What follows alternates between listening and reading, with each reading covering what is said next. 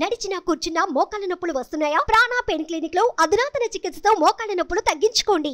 నమస్తే, welcome to మనం TV. మనం ఉన్నది మన కోసం. నేను వలి.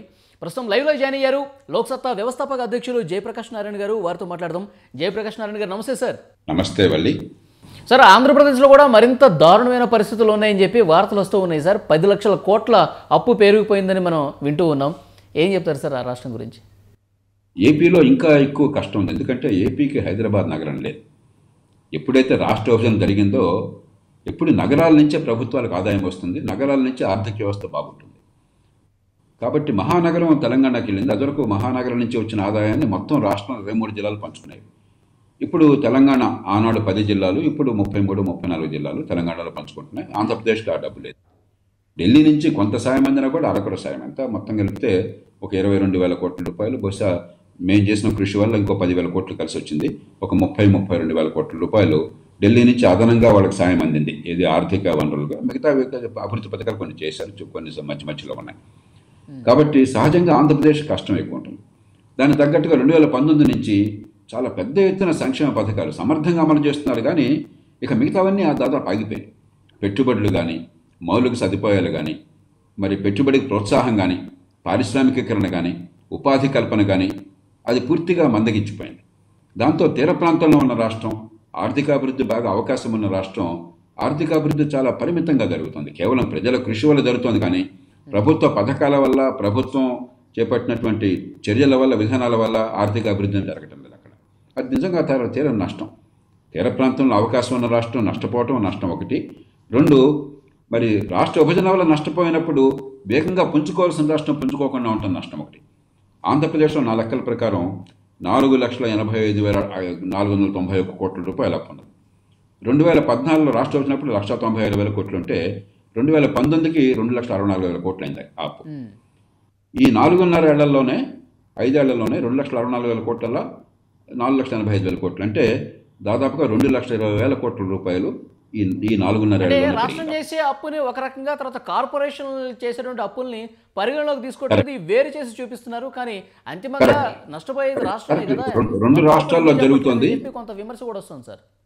మీరు చెప్పింది వాస్తవం. 2 రాష్ట్రాల్లో కూడా అది పని జరుగుతుంది. అది కాకుండా ఆఫ్ బడ్జెట్ లోన్స్ కార్పొరేషన్ రూపంతో స్పెషల్ పర్పస్ రూపం తీసుకున్నది 1,39,000 కోట్లు, 1,38,875 కోట్ల రూపాయలు. ప్రభుత్వమే చెల్లించాల్సిన డబ్బులు మాట్లాడుతున్నాను. వేరే సంస్థలు తీసుకుని ప్రభుత్వం చెల్లించాల్సిన అవసరం లేదని నేను మాట్లాడలేదు. ఎస్క్రో అకౌంట్తో కొన్ని చేశారు, రకరకాలుగా చేశారు.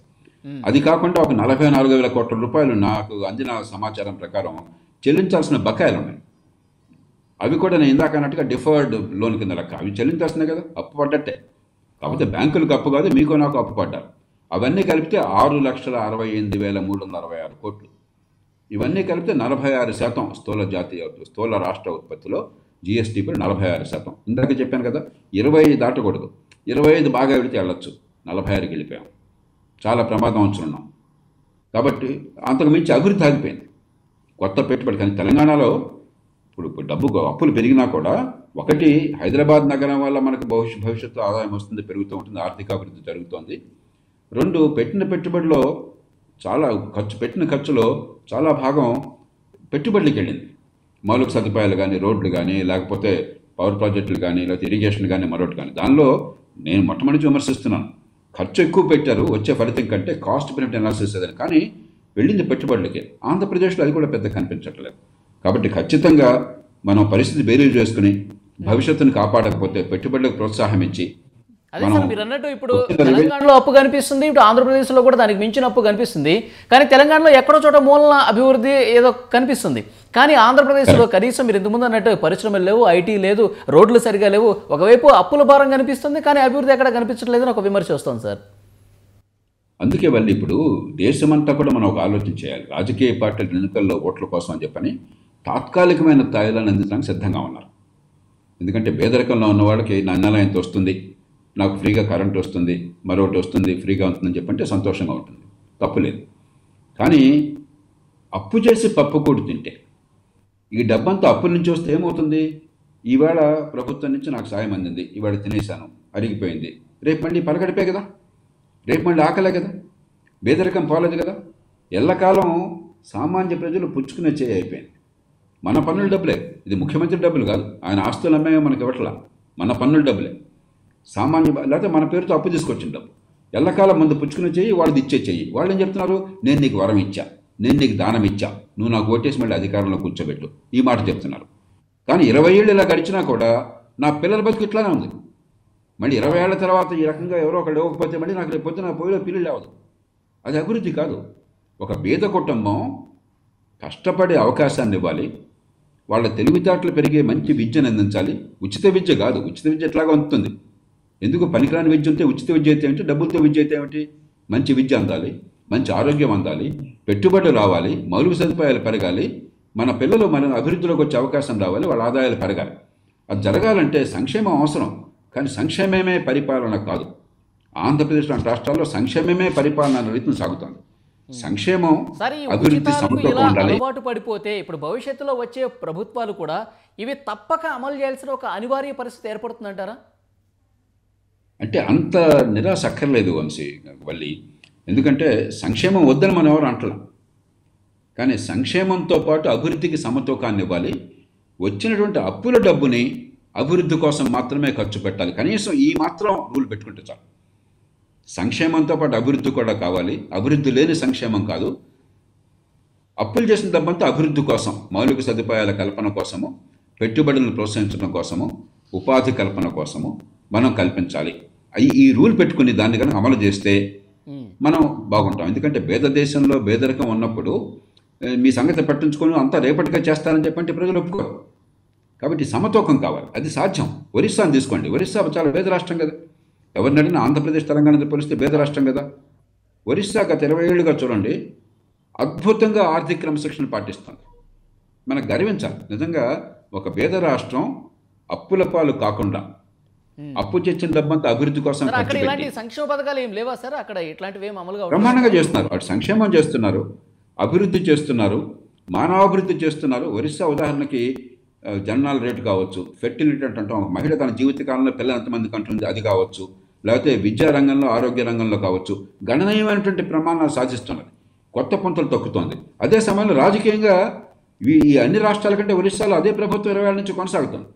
కాబట్టి మీకు చిత్తశుద్ధి ఉన్నట్టయితే సంక్షేమ అభివృద్ధి సమతూకం సాధ్యం, రాజకీయంగా ప్రజల మన్నన పొందడం కూడా సాధ్యం, ప్రజలకు మంచి ఫలితాలు తీసుకురావడం కూడా సాధ్యం. ఒరిస్సా గొప్ప ఉదాహరణ. ఒరిస్సా చేస్తుంటే ఆంధ్రప్రదేశ్ తెలంగాణకు ఆ మాత్రం తెలివితేటలు లేవా, చిత్తశుద్ధి లేదా, మంచి నాయకత్వం లేదా? మనం తెలుసుకోవాలి. మన పక్క రాష్ట్రం ఒకప్పుడు నిరుపేద రాష్ట్రం, కష్టాల్లో ఉన్న రాష్ట్రం, వాళ్ళు చేస్తే మనం ఎందుకు చేయలేము? మహారాష్ట్ర, గుజరాత్, కర్ణాటక కూడా బాగా చేసింది ఆర్థిక క్రమశిక్షణ, అవినీతి ఉన్నా కూడా. అవి పక్కన పెడదాం, ఒరిస్సాను చూసి నేర్చుకోలేమా మనం? అంతకంటే అధ్వాన్నంగా ఉన్నామా? సిగ్గుపడాలి కదా మనం. సరే, ఇప్పుడు ఎఫ్ఆర్బిఎం పరిధికి లోబడే అప్పులు ఉండాలని చెప్పేసి కేంద్రం ఓ పక్క చెప్తానే ఉంటుంది. కానీ అది ఎందుకు కేంద్రమే మళ్ళీ అనుమతులు ఇచ్చినటువంటి పరిస్థితి ఒకవైపు మనం చూస్తూ ఉంటాం కదా సార్, ఎక్కడ లోపం అంటారు? నిజమే. కేంద్రంలో కూడా, నేను కేంద్రం అన్నమాట నాకు ఇష్టం ఉండదు, యూనియన్ ప్రభుత్వంలో కూడా లోపం ఉన్నమాట వాస్తవం. ఒకటి రాజకీయ కారణాల వల్ల ఈ ఆపితే, ఇప్పుడు అక్కడో పార్టీ ఇక్కడో పార్టీ అధికారులు ఉందనుకోండి, వాళ్ళు కూడా ఇక్కడ అధికారం కోసం పోటీ పడుతున్నారు అనుకోండి, మాకు అన్యాయం చేస్తున్నారని చెప్పి వీళ్ళు గట్టిగా గొడవ చేస్తే మాకు ఓట్లు పోతాయని భయం కొంత.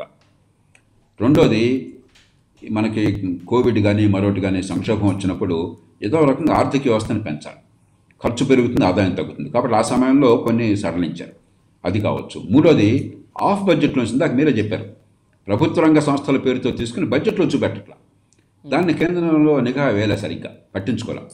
ఈ 3 కారణాల వల్ల కొంత ఉదాసీనత ఉన్నది. కాబట్టి ఇప్పుడు ఖచ్చితంగా ఈ కట్టడి చేయాలి, రాష్ట్రం ఏదైనా లెక్క లేకుండా. ఆఫ్ బడ్జెట్ లోన్స్ కావచ్చు, బడ్జెట్లో చూపెట్టకుండా సంస్థల పేరు తెచ్చుకుని డబ్బు కావచ్చు, ఇతర అంశాలు కావచ్చు, అన్నీ కూడా పరిగణలోకి తీసుకోవాలి. దాంతోపాటు నా దృష్టిలో ఒక ప్రత్యేక సంస్థని ప్రభుత్వానికి అతీతంగా ఏర్పాటు చేయాలి. ఒక ఫిస్కల్ కౌన్సిల్ అని చెప్పిన ఒక ప్రతిపాదన ఉండదు. ఆఫీస్ ఆఫ్ బడ్జెట్ రెస్పాన్సిబిలిటీ అని చెప్పని బ్రిటన్లో ఉంటుంది, కాంగ్రెషనల్ బడ్జెట్ ఆఫీస్ అని అమెరికాలో ఉంటుంది. మీరు ఏ ప్రతిపాదన చేసినా అసలు ఖర్చు ఎంత, ఆదాయం ఎంత, దానివల్ల అప్పుల భారం ఎంత పెరుగుతుంది, ఎంత ద్రవ్యలోటు వస్తుంది, ఇవన్నీ కూడా చాలా నిఖార్సుగా అంచనా వేసేవాళ్ళు కావాలి. తర్వాత రాజ్యాంగంలో రాష్ట్రాల అప్పులను కట్టడి చేసేందుకు పూర్తి ఏర్పాట్లు ఉన్నాయి. రాజ్యాంగ నిర్మాతలు బాబాసాహెబ్ అంబేద్కర్ కానీ, కేఎం మున్షి కానీ, మిగతా వాళ్ళంతా కానీ దేశ భవిష్యత్తుని కాపాడాలని చెప్పంటే ఆర్థిక భవిష్యత్తుని కాపాడాలి. అది కాపాడాలంటే అప్పుల మీద నియంత్రణ ఉండాలి. ఇష్టం వచ్చినట్టు అప్పు చేసి రాష్ట్రాల్లో దేశాన్ని దివాళా దించి అధికార మార్గాలను గుర్తించి రాజ్యాంగంలో ఏర్పాట్లు చేశారు 293 అధికరణంలో. వాటి అమలుని ఎప్పుడైతే ప్రభుత్వం చేతుల్లో పెట్టామో ఏమవుతుంది, వాళ్ళు పక్షపాతంగా చేశారని ఆరోపణలు వస్తాయి, నిజమైనా కాకపోయినా.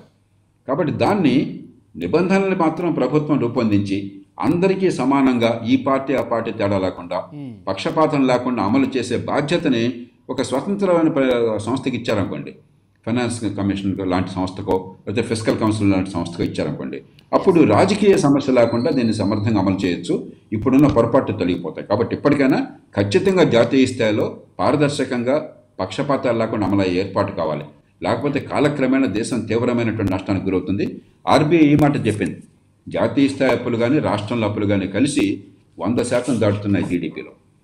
మన లెక్కల ప్రకారం జాతీయ స్థాయి 40% దాటకూడదు, రాష్ట్రాలు 20% దాటకూడదు, 100% దాటుతున్నాం. ఐఎంఎఫ్ చెప్పింది ఈ మాట. ఈ వారంలోనే ఐఎంఎఫ్ ఈ మాట చెప్పింది. కాకతాళీయంగా అన్నీ ఈ వారమే వచ్చినాయి. ఐఎంఎఫ్ ఈ మాట చెప్తే మన ప్రభుత్వం పర్లేదే, మా అప్పులన్నీ కూడా స్వదేశీ అప్పులని విదేశీ అప్పులు కాదన్నారు. నిజమే, 85% స్వదేశీ అప్పులే. స్వదేశీ అప్పులు తీర్చక్కర్లేదా? మన డబ్బులే స్వదేశీ అప్పులు అంటే మన బ్యాంకుల్లో ఉన్న డబ్బులు మనకు వడ్డీలు వద్దా? బ్యాంకులు నాశనం అవుతాయా? కాబట్టి స్వదేశీ విదేశీ అన్నది కొంతమేరకు పనికొస్తుంది, కానీ అప్పులే. అప్పుల భారం ఒక స్థాయి మించి పెరిగితే డబ్బంతా రుణాలు చెల్లించడం కోసం జాతీయ స్థాయిలో ఉదాహరణకి 10,18,000 కోట్ల రూపాయలు ఈ సంవత్సరం అప్పుల మీద వడ్డీలకు చెల్లిస్తున్నారు. 10,18,000 కోట్ల రూపాయలు. రాష్ట్రాల్లో బహుశా ఒక 5-6 లక్షల కోట్ల రూపాయలు. ఒక తెలంగాణయే 50,000 రూపాయలు చెల్లిస్తోంది అప్పుల మీద వడ్డీలకి. అంటే మన డబ్బంతా, పన్నుల డబ్బంతా కూడా వడ్డీలకే చెల్లించేస్తే రాష్ట్రాల్లో చెల్లించే 5-6 లక్షల కోట్లు, జాతీయ స్థాయిలో ఉన్న 10 లక్షల కోట్లు, అంటే 16 లక్షల కోట్ల రూపాయలు దాదాపుగా రుణాల మీద వడ్డీ చెల్లించడానికి వెళ్తుంది మన పన్నుల డబ్బు. అభివృద్ధికి ఆగిపోతుంది, ఉన్న కొద్దిగా ఊబిలో కూరుకుపోతున్నాం. అంటే అప్పులు చెల్లించడం కోసం మళ్ళీ అప్పులు చేయాలి, వడ్డీలు చెల్లించడం కోసం మళ్ళీ అప్పులు చేయాలి. కాబట్టి ప్రమాదంలో పడుతున్నాం. దాన్ని మనం గట్టిగా వినాలి. ఈ మధ్యకాలంలో కొన్ని ప్రయత్నాలు జరుగుతున్నాయి. జాతీయ స్థాయిలో ఉదాహరణకి అప్పుల డబ్బు ఎక్కువగా అభివృద్ధికి వెళ్ళడం కోసం చెప్పి నేను మొట్టమొదటిసారిగా 10 లక్షల కోట్లు దాటి మరి క్యాపిటల్ ఎక్స్పెండిచర్, ఉత్పాదకమైన వ్యయం ఖర్చు పెడుతున్నారు. కానీ అసలు అప్పు చేసిన డబ్బు ఒక్క రూపాయి కూడా రోజువారీ ఖర్చులకు వెళ్ళకూడదు. ఆ నియమం పెట్టుకుని ఒక్కరోజు కాకపోయినా 2-3 ఏళ్ళలో ఆ పరిస్థితికి వచ్చి అక్కడి నుంచి గట్టిగా చేస్తే మన కుటుంబాల్లాగా మన దేశం కూడా బాగుపడుతుంది. ఎస్ సార్, మీరు చెప్తున్నట్టు ప్రభుత్వాల తీరు కొంత మారాల్సిన అవసరం అయితే కనిపిస్తుంది. సంక్షేమంతో పాటు అభివృద్ధి కూడా చాలా ముఖ్యం. ప్రభుత్వాలు ఈ రకమైనటువంటి చర్యలు తీసుకుంటాయని మనం కూడా ఆశిద్దాం. Thank you very much Jayaprakash Narayana garu. Thank you అండి.